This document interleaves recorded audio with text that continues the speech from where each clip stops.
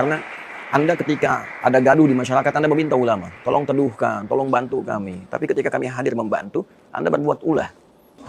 Sedih, bercampur malu, ada amarah juga bahwa perwakilan terhormat yang berada di Dewan Perwakilan Rakyat, di gedung yang mewakili aspirasi rakyat Indonesia, ternyata terdapat satu tindakan kriminal yang bukan hanya melanggar sumpah, tapi juga mengecilkan nilai etis sebagai seorang anggota dewan. Kita tidak menghukumi keistimewaan DPR-nya sebagai institusi, kita tidak menghukumi secara general akan sifat-sifat ataupun juga tugas-tugas kebaikan yang ada di dalamnya. Tapi kita sangat menyesalkan adanya berita bahwa terdapat 7.000 transaksi di DPR saja dan total 63.000 transaksi secara nasional terkait dengan judi online.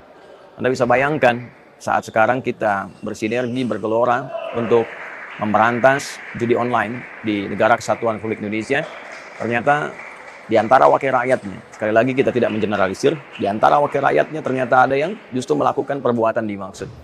Ya oleh karena itu, saya terus terang dan juga agak sulit mengungkapkan sesungguhnya ya, tapi kami memohon dan meminta kepada MKD bukan hanya memproses, kalau perlu diumumkan siapa orang-orang dimaksud supaya rakyat ini tahu mewakili siapa, ya, supaya kita bisa juga memberikan sanksi sosial yang jelas dan satu gambaran koreksi kepada masyarakat di Indonesia untuk ke depan kita bersama-sama aktif memperbaiki negeri ini dengan cara yang baik.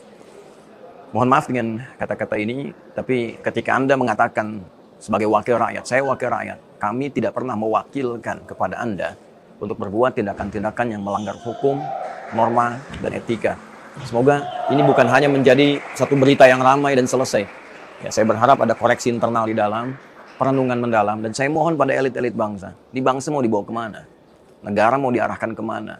Ya, jadi jangan sampai rakyat hanya menjadi objek dari permainan elit-elit politik, dan ini mungkin statement saya yang agak tegas terkait ini, karena Anda ketika ada gaduh di masyarakat, Anda meminta ulama, tolong teduhkan, tolong bantu kami. Tapi ketika kami hadir membantu, Anda berbuat ulah.